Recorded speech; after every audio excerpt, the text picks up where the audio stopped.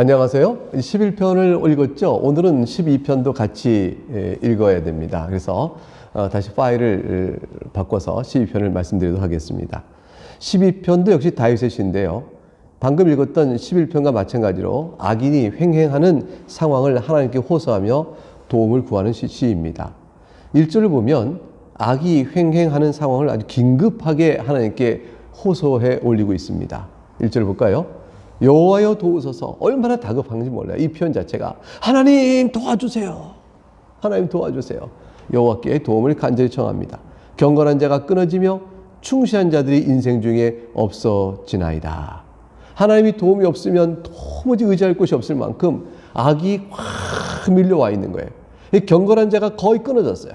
이제 의인으로 사는 사람들이 없습니다. 악의 무서운 힘 때문에 다 무너져 버린 거죠. 충실한 자들 인생에 없어집니다. 즉 소멸되고 사라져가고 있는 것이죠. 악의 세력에 다 눌려버리고 있는 것이죠. 이런 상황이라면 어둠이 완전히 지배하게 되는데 하나님께서 그대로 버려두시면 이것은 아니 됩니다. 하나님 도와주세요 라고 호소합니다. 2절과 4절에는 악인의 말이 거짓과 아첨과 자랑으로 가득 차 있고 그렇다는 상황을 내어놓으면서 그들의 악인이 교만스럽게 혀를 자랑하고 있다는 사실까지 내어놓고 하나님께 호소합니다. 2절 볼까요? 악인은 어떻게 할까요? 그들이 이웃에게 각각 거짓말을 합니다. 아첨하는 입술로 아첨합니다. 두 마음으로 말합니다. 이 세 가지 특성은 전부 다 악인이 자기의 탐욕을 이루기 위해서 하는 것이죠. 그러니까 그것을 인하여 거짓에 속는 사람은 해를 입는 것이고요. 아첨하고 넘어가는 사람은 사실은 속마음을 가지고 그를 넘어뜨려 자기 이권을 갖게 될 것이고요. 두 마음으로 말하니 앞에 하는 말을 진실하게 믿으면 반드시 당하게 되어 있는 것이죠. 이렇게 상대방을 속이는 조작하고 사실을 조작하고 거짓 상대방을 속이는 일체 행동에 대해서 이런 악인의 행태에 대해서 하나님은 어떻게 대하실까? 다윗은 이런 상황을 내어놓고 하나님께서 이들을 어떻게 보실 것인가에 대한 믿음을 3절에 고백하고 있습니다. 여호와께서 모든 아첨하는 입술과 자랑하는 혀를 끊으실 것이라. 하나님께서는 아십니다. 저 입술에 아첨하는 것인 줄. 저 교만한 입이 자랑하고 있다는 것을 아십니다. 그걸 끊어내실 것이라. 그러므로 악인을 멸하실 것이라고 말하죠. 그러나 악인들은 그러나 하나님께서 행하실 아첨하는 입술과 자랑하는 혀를 끊어내실 심판에 대한 두려움을 안 갖습니다.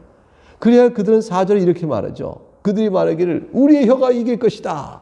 우리의 입술은 우리의 것이니 우리를 주관할 자 누구리요 하미로다. 우리 혀가 일이라는 것은 무슨 말이에요? 우리가 아첨하고 거짓말하고 두 마음으로 품고 말하는 모든 것이 결국 우리가 목적한 바를 이룰 것이다 하는 것이죠. 성공할 거야. 우린 다 가질 수 있어. 우리 말로 능히 속일 자를 속여서 거짓으로 속여서 우리가 그의 것을 뺏을 수 있고 아첨하여 그들의 비율을 잘 맞춰서 뺏을 수 있고 두 마음으로 아첨하니 나중엔 저들의 쳐서 뺏을 수 있고 그래서 악인은 자신의 혀의 힘을 믿는 것입니다. 반드시 목적한 대로 조작할 성공을 이룰 것이다. 우리 입술은 우리 것이니 우리를 주관할 자 누구리요? 이 말이 무슨 말이에요? 우리의 재능과 지혜로 꾀를 도모하여 행하면 하는 것마다 성공을 이루니 우리를 막을 자가 없다 하는 아주 어리석고 악한 생각을 하고 있는 거죠. 다윗이 볼 때 이들의 생각에 대해서 하나님을 굳게 믿는 굳건한 믿음으로 악인에 대한 저런 자기 혀를 자랑하는 것에 대해서 눌리지 말 것을 말해야 한다는 사실을 다시 교훈하고 있는 것이죠. 왜냐하면 저들이 우리를 주관할 자 누구리요? 하지만 사실 저들이 자기의 삶을 주관할 수가 없는 자입니다. 하나님께서 저들 다스리죠. 악인이 아무리 승리를 주장한다 하더라도 하나님께서 일어나서 이들을 멸하시고 의인들을 구원하실 것이거든요. 그 내용이 7절이에요. 그러니까 저들의 어리석음이 저들의 악함이 얼마나 다윗이 볼 때 훤히 보입니까? 이제 5절과 7절에 그 하나님이 구원하시는 내용이 나오죠.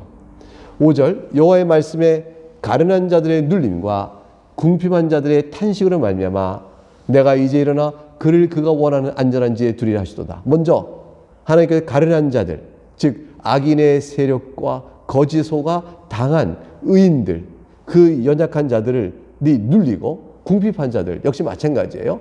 그 악인의 세력 때문에 눌려있는 약한 자들과 그 궁핍한 자라. 이런 자들이 탄식하고 눌립니다. 왜 눌리고 탄식할까요? 악의 세력 때문에 그런 거죠. 거짓과 저입술과 두 마음으로 저들을 횡행하며 힘으로 포악으로 저들을 누르니 탄식하게 되어지죠. 자, 그런 자들 하나님이 다 감찰하시거든요. 아까 앞에서 우리한테 의인을 감찰하신다라는 내용을 우리가 11편에서도 봤었습니다. 하나님 다 보고 계시거든요. 그러므로 이제 일어나 그를 그가 원하는 안전한 지대에 두리라 하시도다. 어떤 자들이요? 가련한 자와 궁핍한 자, 하나님의 의의 백성들을 안전한 지대에 싹 보호하실 것을 말씀합니다. 하나님은 때가 되면 반드시 일어나십니다. 하나님 때가 되면 반드시 심판하십니다.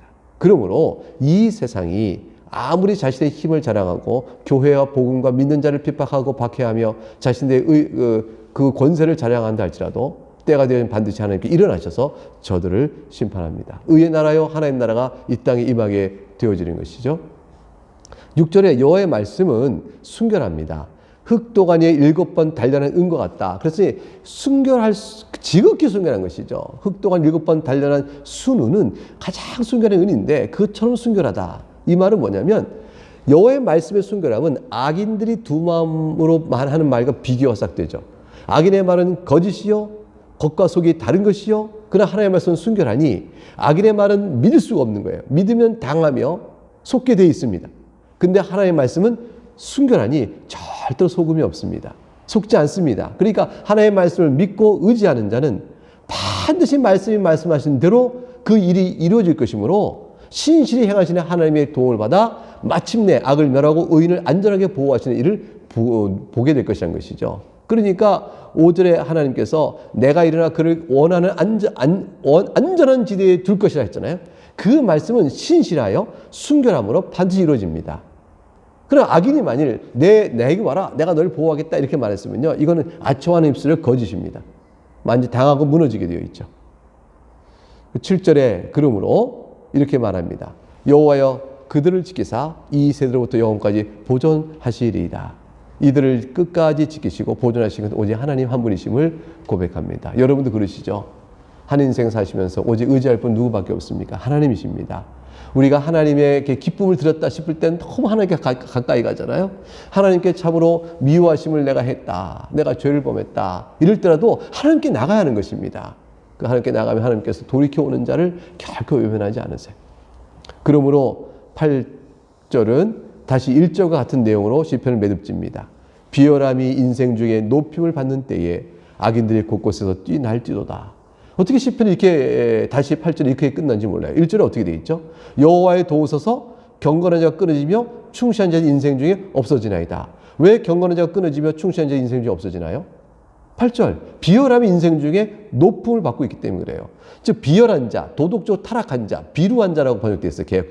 개혁성경에는 이 비열하고 비루하고 도덕적으로 참담하며 그냥 하나님 보실 때 아주 악한 자들이 세상에서 높임을 받고 악인들이 곳곳에서 날뜁니다. 이런 상황이 되니까 반대로 경건한 자는 끊어지고 충실한 자 인생 중에 없어지는 그런 일이 벌어지죠. 그게 1절의 내용이잖아요. 1절과 8절을 이렇게 연결시키고 있어요. 그러니까 사실 이 시편의 노래 속에서 다윗이 처하고 있는 상황이 얼마나 절망적인가 하는 것을 보여줍니다.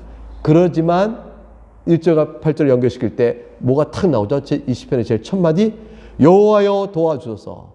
왜 하나님께 도움을 청할 수 있을까요? 이런 상황 속에 하나님은 능력이 없고 하나님 외면하시고 우리 상황을 모르니 돕지 않으시구나 이렇게 할 수 있는데 왜 여호와여 도우소서 이렇게 말할까요?